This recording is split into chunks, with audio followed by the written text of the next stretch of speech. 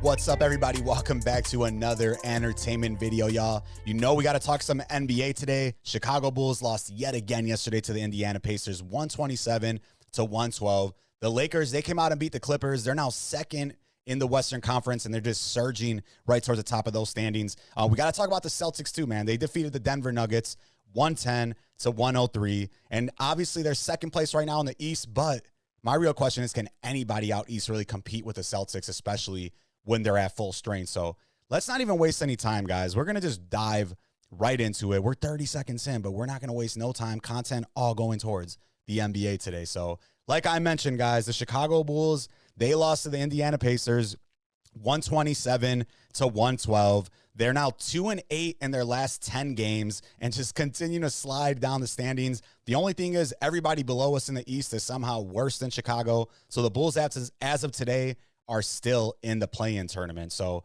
the Bulls lost 127-112. Coby led the way, 26 points, 7 rebounds. The rookie Matas Buzelis, he looked pretty good on the offensive side. He had 18 points, 6 rebounds, and all that sounds cool. But just watching this game, I keep asking myself, do the Chicago Bulls have any type of real plan? I mean, right now, Lavine's gone, DeRozan's gone, Vooch is currently hurt.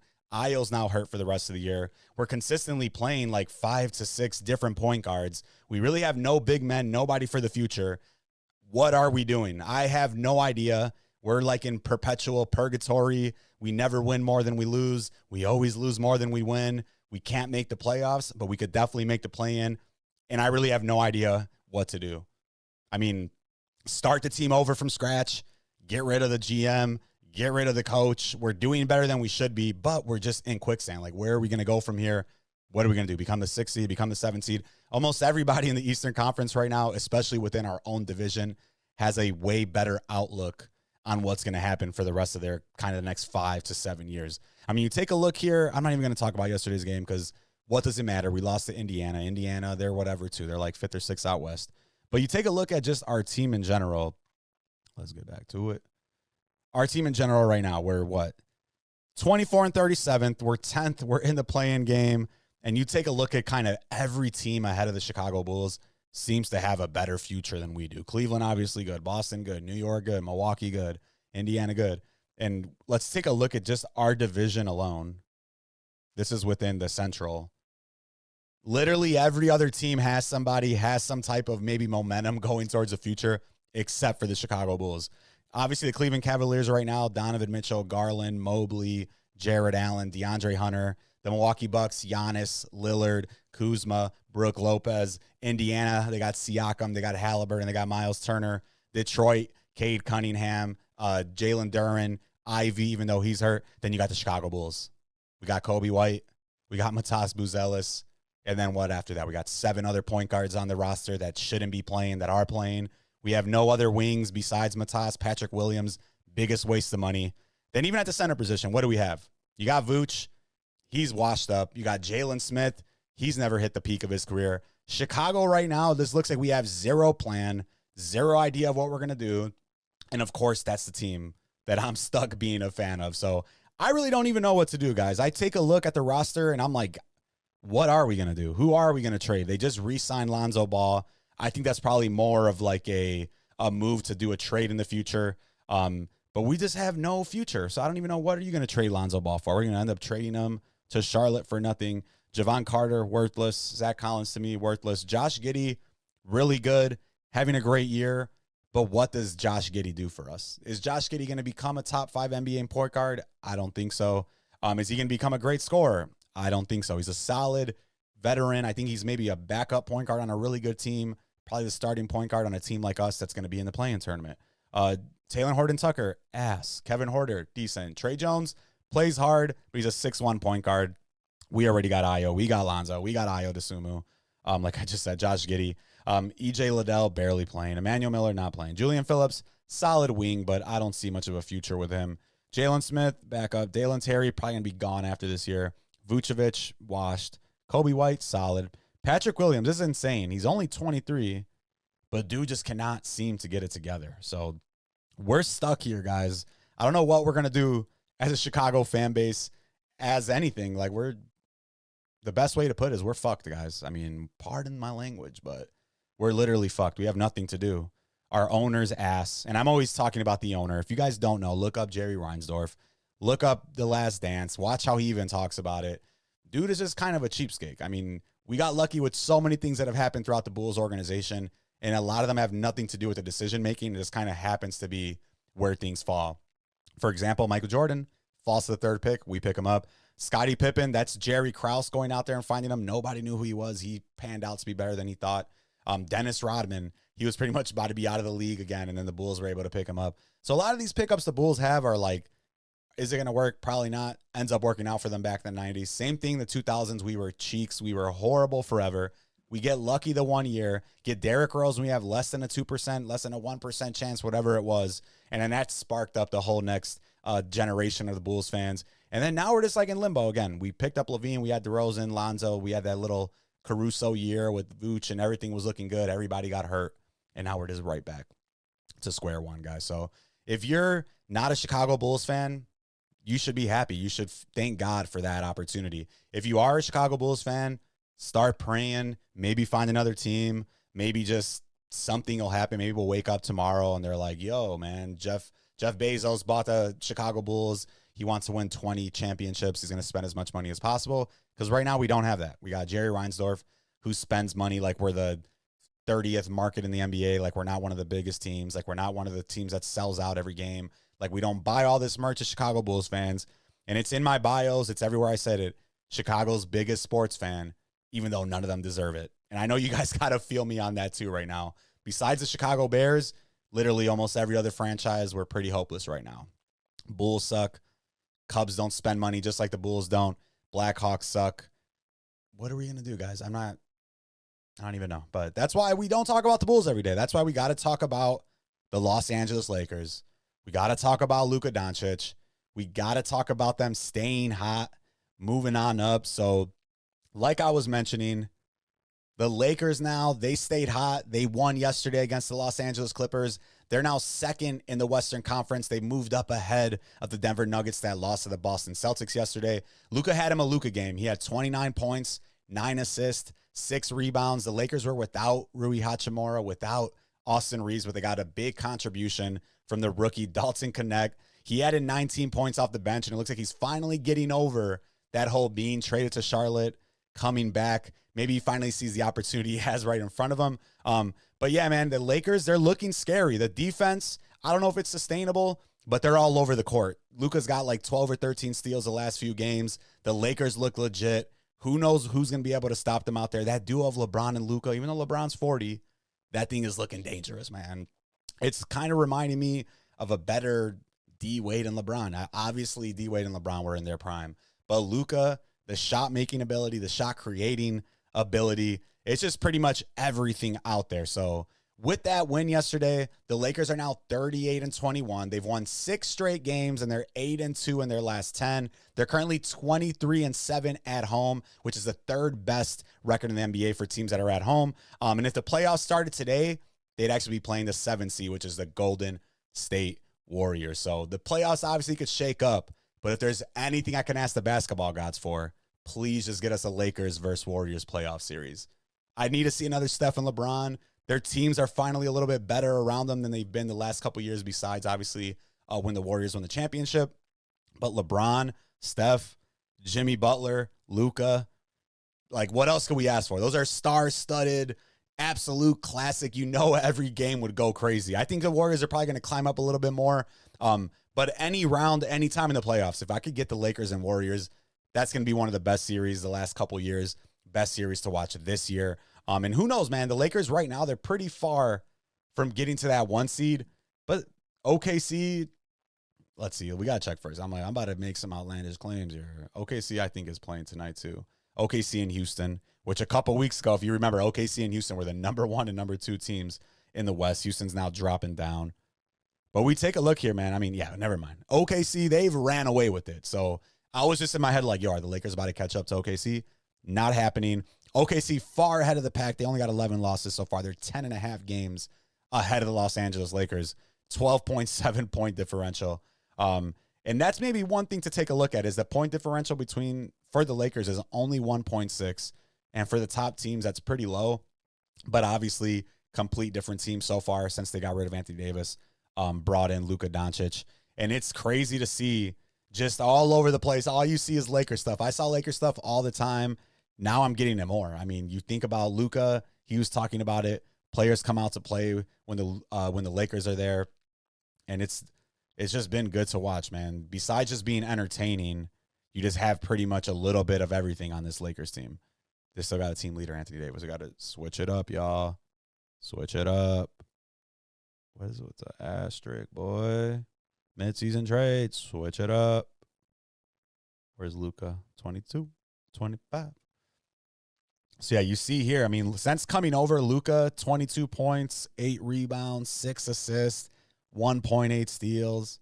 LeBron this year averaging almost the same, 24, 8 rebounds, 8 assists. It's a tough team, man. They don't have any big men. We're taking a look at that. Yesterday they had a play where it was dude at, obviously Hayes and this guy. So this is what the trouble is when you're the Los Angeles Lakers, guys.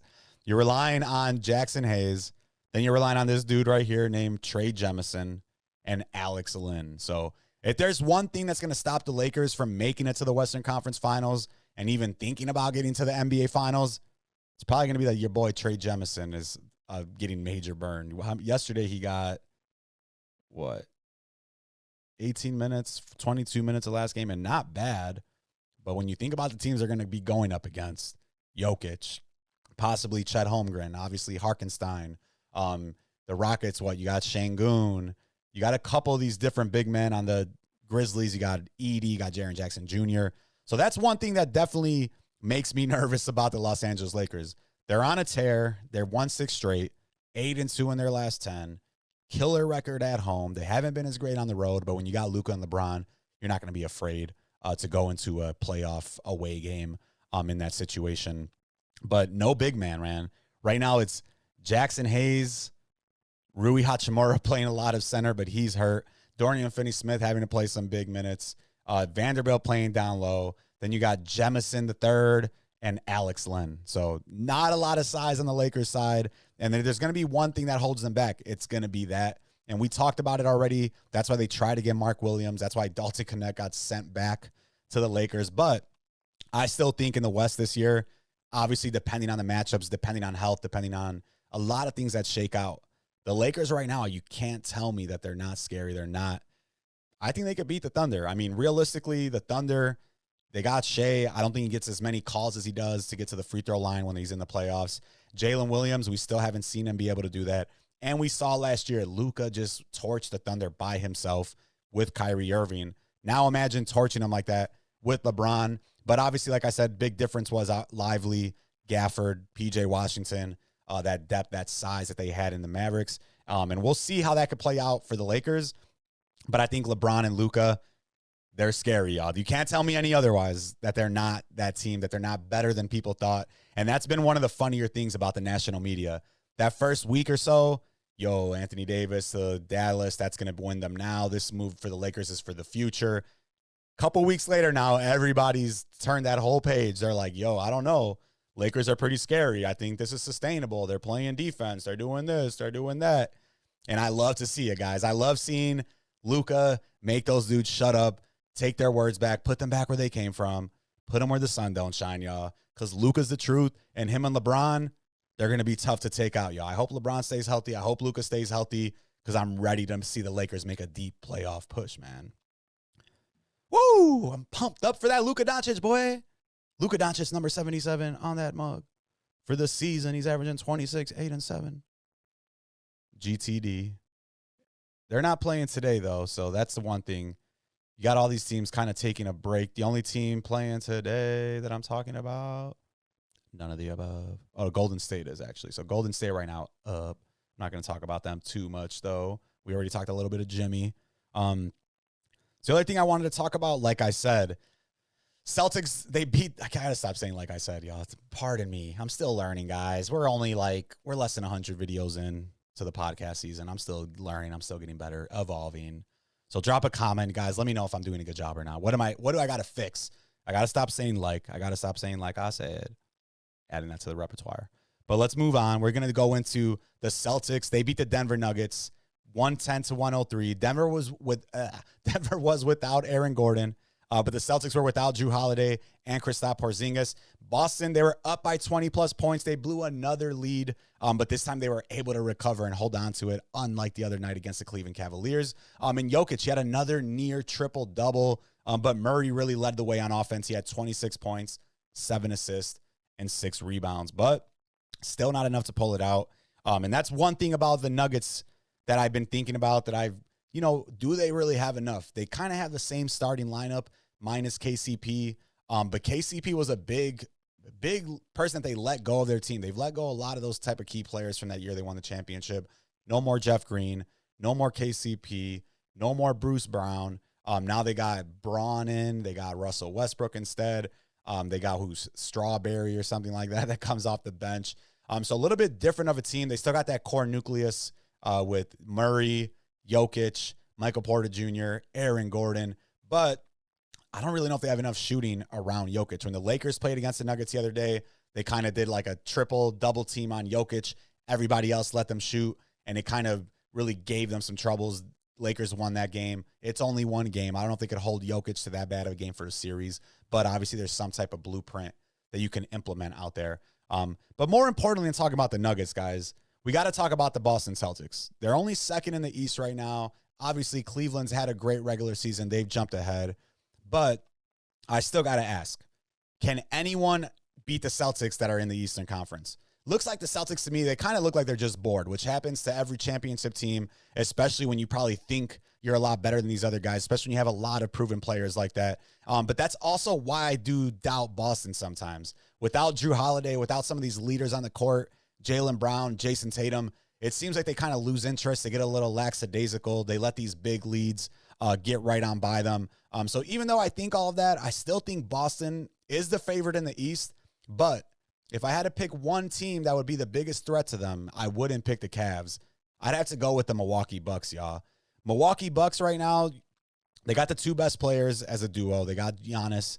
They got Damian Lillard. And it's just kind of taking a look at everybody else. So let's look at some of these other teams that are out East. So who else in the Eastern Conference can beat the Boston Celtics? The Cavaliers, to me, they're still an unknown. Yeah, you got the names Garland, you got Mitchell, you got Mobley, you got Allen, you got DeAndre Hunter, but we haven't seen them do it in the playoffs. We don't know if they can match up on the sides, on the wings, every position with the Celtics, with Brown, with Tatum, with Jrue Holiday, with Porzingis. Who knows if that'll happen? The Knicks, surprisingly to me, they're still trying to figure it out. They brought in Mikal Bridges to kind of play that role to stop a Brown or a Tatum. They got Anunoby. They brought in Karl Anthony Towns. But to me, Thibodeau plays those guys a million minutes every game, y'all. They're playing like 40 minutes a game some nights, and I don't know if that's going to be able to wear and tear in the long run. So Cavs, to me, they're still an unknown. New York, it doesn't look like they can get their chemistry together. I think Tibbs plays them way too many minutes. So to me, the biggest threat has to be the Milwaukee Bucks. Giannis and Dame, they finally seem to be getting their chemistry together. That addition of Kyle Kuzma's brought some energy, brought a little bit more, I guess, wrinkles or unpredictability to the offense. And it's really kind of speeded up the offense where they're not playing as slow as they used to. So realistically, it's going to come down to that defense. Can Giannis, can Kyle Kuzma, can Damian Lillard play some defense, and will they have that defensive firepower to actually go into Boston, be able to beat them? Giannis, obviously a champion before. He has the pedigree. He knows what it takes, but it's a lot, y'all. It takes a lot to get to that point. So let's take a look at just some different tweets here, guys, that I wanted to show y'all. So this goes to yesterday, guys. This is pretty crazy. This was from a couple days ago. Luka went off, and then Quentin Grimes went off. So this is actually a crazy stat right here. Quentin Grimes and Luka Doncic are the only guards this season to have a game with 40 points, over 5 rebounds, over 2 steals, over 5 threes. And Nico Harrison of the Mavericks traded them both away. So Mavericks fans, I'm sorry, y'all, but you guys are just giving players away. And I understand maybe earlier they didn't need them, but what's the excuse here? Then you see another one right here.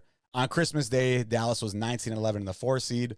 Lakers were 17-13 in the 6 seed.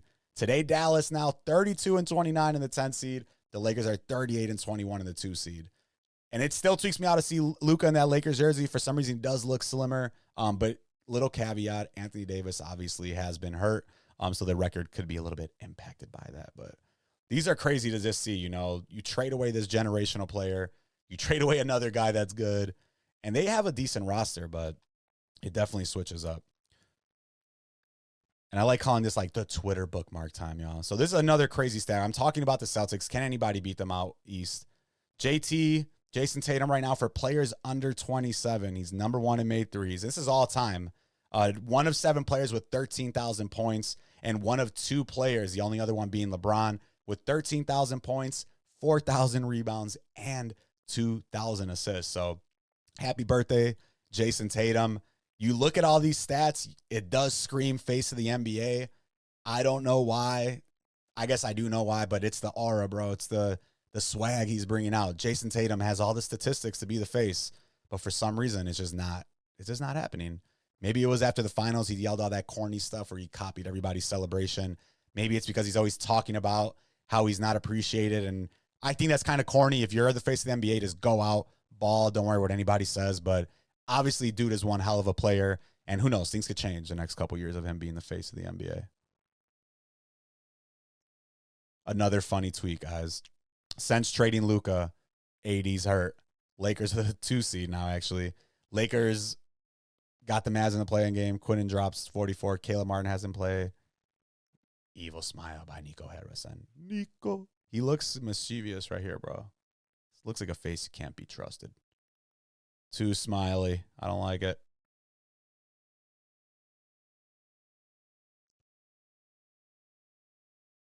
And these are some of the stats from yesterday's game. I know I was talking a little bit about them. You see Knecht going crazy. But yeah, for yesterday's game, Luka had 29, 6 rebounds, 9 assists, 2 steals. Dalton Knecht, 19 points, 4 rebounds. LeBron with a little bit underwhelming game, finally showing some age. 17 points, 5 rebounds, and 9 assists, 2 steals. He did have a crazy block, a typical LeBron chase down on Chris Dunn, which I love to see because Chris Dunn was a bust on the Chicago Bulls. Then got Dorian Finney-Smith adding 11 points, 4 rebounds, man. So I never even thought I'd be this locked in to the Lakers, but it's pretty nuts. Oh, this was a cool one right here. Luka. This mug. So this is kind of like a quintessential Luka little move right here. Alley-oop, bing. And you see that if you watch Luka on the Mavs, that's all you saw. So it's good to see that coming through. Kind of gets blown by Andy, but they recover. Luka with a rebound. And then this right here is just nasty. Nasty footwork. Bada boom, bada bing, step back. Smack that mug, bro. And that's the type of stuff James Harden used to do to other people. So seeing Luka pull that off, you know Harden is like, damn, he would have never got me before. Yeet. But that whole little sequence right there, that's Luka to a T, guys. So, man, I gotta stop, bro. It seems like I'm Luka glazing. I'm sorry, everybody. Oh, snappy. So this is kind of what I was talking about here for Giannis. So when it comes to the East, I still think the Bucks are the biggest threat. And to me, this kind of gives you the reason why. So the last decade, shout out to the lead, whatever this is, but most 25-point games in the last decade, Giannis 430, LeBron 398. Most 30-point-plus games the last decade, Giannis 281, Harden 249. Most 25, 10, and 5 games the last decade, Giannis 212, Jokic with 200. And most 20 and 10 games the last decade, Giannis 372, Jokic 327, man. So people are sleeping on Milwaukee to me, man. They might only be third, fourth out in the East, but him and Lillard finally looking good together. That addition of Kyle Kuzma definitely helped boosting up the energy, helped boost up the offense in Milwaukee. And in the playoffs, guys, I think they might finally be healthy this year. They don't got to worry about Chris Middleton being hurt or anything like that. So you got to watch out for the Bucks, y'all. I still think they're the biggest threat to the Boston Celtics out East. I think Boston, they got to make sure they turn it up in the Eastern Conference. They better not have any injuries. They better hope Tatum and Brown come out to play because I think Giannis and Dame are going to be something to reckon with in the playoffs. So bookmark this for today, y'all, because I bet you the Bucks going to make a run this playoff season. So thanks for coming through, guys, y'all. We talked about the Bulls. We talked about the Lakers. Talked about the Celtics. Talk about the Bucks. Talk about the Nuggets. We're talking NBA, guys. We're March 3rd today. So you know things are locking in. You got the playoffs coming up like in a month and a half, 2 months or so. We're going to be doing March Madness coming up with the college side. Got to talk about the draft for both NBA, NFL. So things are going to be picking up, guys. We're right now only a couple days away from March Madness starting up. So I'm excited for that, but NBA playoff push is going to be crazy. So drop a comment, guys. Let me know what you guys think. What's going on with the Bulls? Do we have any plan? How are the Lakers on fire? Is this going to be sustainable? They're now second in the Western Conference. And then out east, yeah, the Celtics are number 2. But can anybody actually beat them? Are the Cavs a real threat? Are the Knicks a real threat? Or like I said, you got to watch out for Milwaukee, y'all. But thanks for coming through. Drop a comment, hit like, hit subscribe. I got to go, y'all. Deuces.